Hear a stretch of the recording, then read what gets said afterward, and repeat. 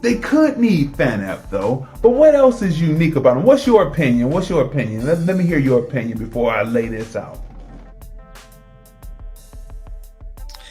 I mean, they also, well, obviously they're youth. They're among the youth of America. That's obvious. And they are probably more than likely purporting to be a help organization that's helping the cause or helping America move on. And they're taking a radical way of doing it. More than likely, they're justifying why they're doing what they're doing as a help. Or would they be classified as Democrat as far as their affiliation? Well, party affiliation? That's to come out, right? That's to come out. Tell me, how many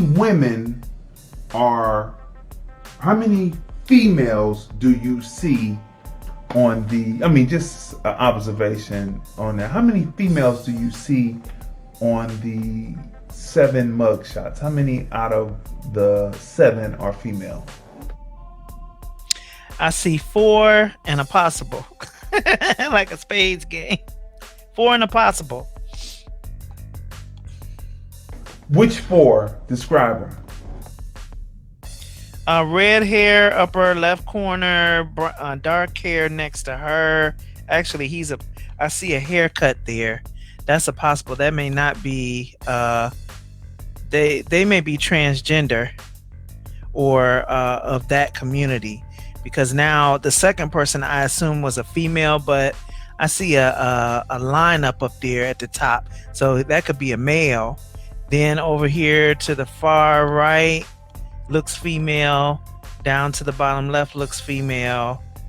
And the one that's to the far right at the bottom was the one that I named my possible. Okay. All right. So look, when I first saw these mugshots, the one that's down to the left, she's supposed to be a model. Does she look like a model? I mean, I'm just doing some observation here. My opinions. Does she look like a model to you? The one down to the left with the raised eyebrow doing the rock? Yeah, if her name is Emily Rose. Okay, so when she's doing the rock, or is that how she drew her eyebrow? I don't know.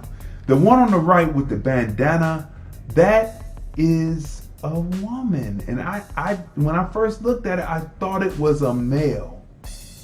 You know, I was looking at it. Do you know what's funny? Do you know what's funny about her features? Though, look at her features. Just observations. Just looking at her features. What's funny about the one with the bandana on to the right side? She's a female. She is a woman. They name the name. She's a woman. What about her is interesting about her features?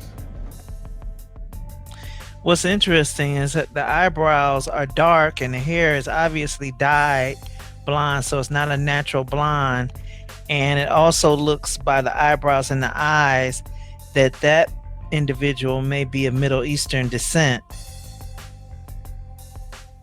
Very odd. So that means that people are able to, if they have pale skin. Now, we don't know. Her name sounds strange like that. I mean, not strange. Let me take that back. Reverse that. It sounds like it could be Middle Eastern, right? Which means that out of all of them, she could be put under the...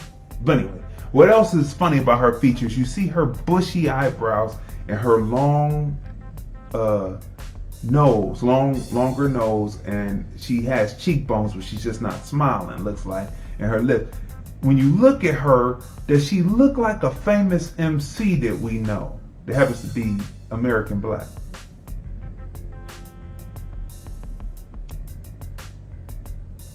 Just look around the eyebrows and the nose.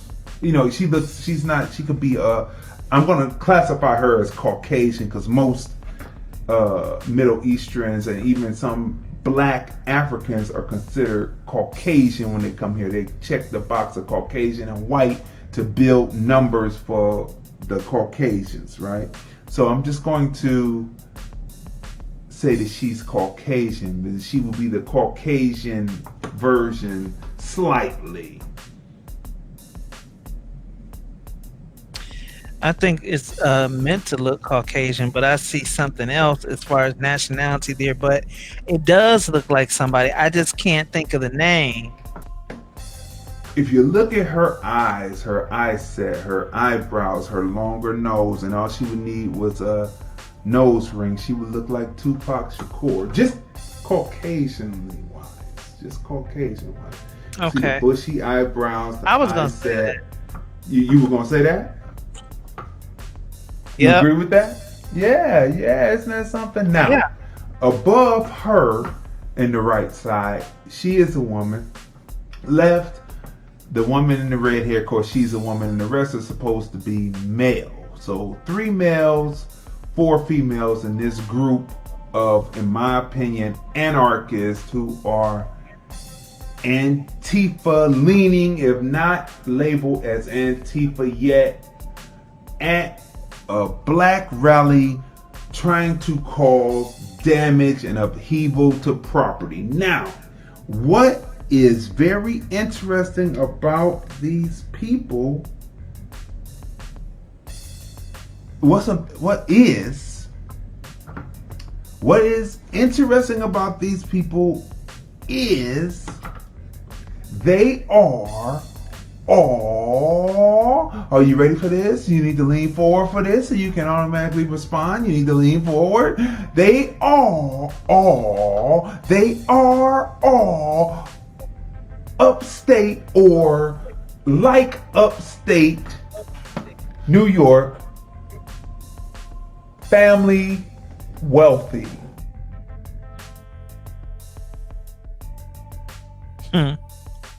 That's not a surprise at all.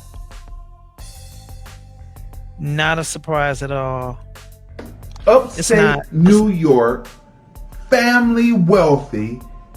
And when we first saw this report, and we alluded to it about a lot of the people who are doing this Antifa stuff, they're wearing masks so they can go back to their lily white existence without being caught.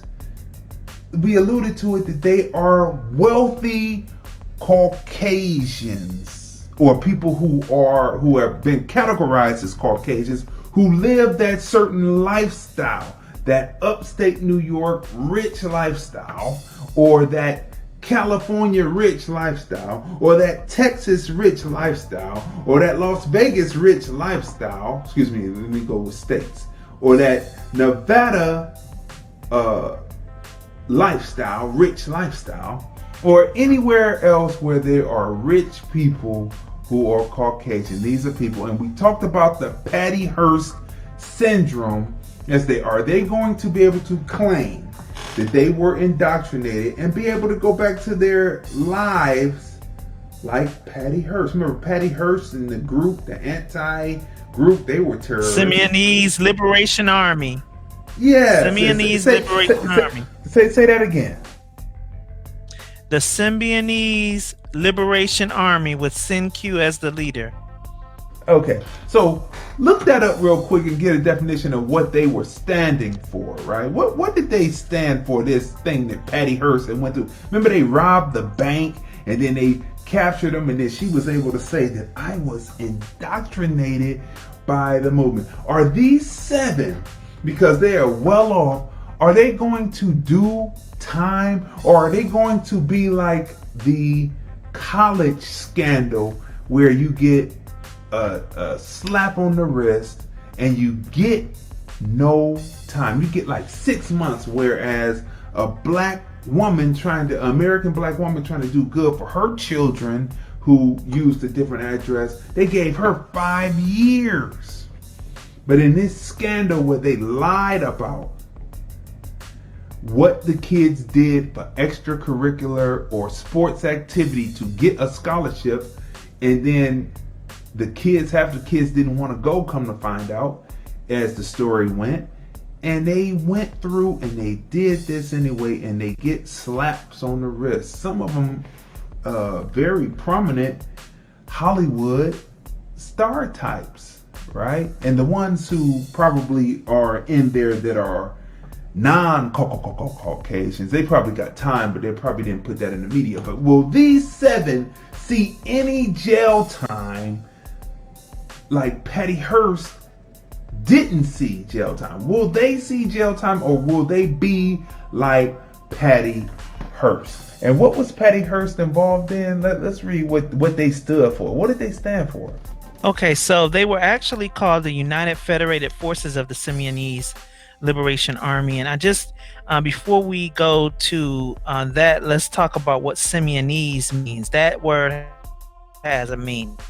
So, these means, of course, my computer is moving slow, but there's a word, the dictionary definition is it's a superlative of pertaining to the Symbionese Liberation Army, and it's according to the group's manifesto, taken from the words "a body of dissimilar bodies and organisms living in deep and loving harmony." So it stands for a group of people living in deep and loving harmony. Cults would take that. Most cults then would be Symbionese. All right. So the Symbionese Liberation Army was an American left-wing organization active between 73 and 75 that considered itself a vanguard army. The group committed bank robberies, 2 murders, and other acts of violence. The SLA became internationally notorious for the kidnapping of heiress Patty Hearst, abducting the 19-year-old from Berkeley, California. Interest increased when Hearst, in audio tape messages delivered to and broadcast by regional news media, announced that she had joined the organization. Hearst later said the members of the terrorist group threatened to kill her, held her in close confinement, sexually assaulted her, and brainwashed her. Let me say a little bit about that, because I was a little girl when that came out, but I paid attention to that situation. Patty Hearst was an heiress of her father was a newspaper mogul, or a media mogul at that time, who ran several newspapers and things like that. So she was known to be rich. Now, when she says that the members of the terrorist group threatened to kill her, held her in close confinement, and sexually assaulted and brainwashed her, at some point, this became voluntary, but she developed Stockholm syndrome, where you fall in love with your captor. And so the head of the Symbionese Liberation Army, Sinkyu, he was called, she had a baby by him. She got pregnant by him. She had a baby by him. And so at some point, she had transitioned into being his woman and was traveling with him openly as his woman. So now that he's dead now, and a lot of the members are dead. So now you come every time and make a little money. So now you coming out with your story, and you're saying it doesn't. I don't doubt that they threatened to kill her and held her in confinement. But after a while, you developed an affinity for that which you were in, and nothing makes you do that but you. I mean, you are not going to be brainwashed to like something you're in, unless you beginning to like something you're in. You still, a person in prison don't like being in prison. They never develop a liking for being in prison. They just accept the fact that they're there, but they never liked it. So once you began to be on this person's arm, then that put another spin on it.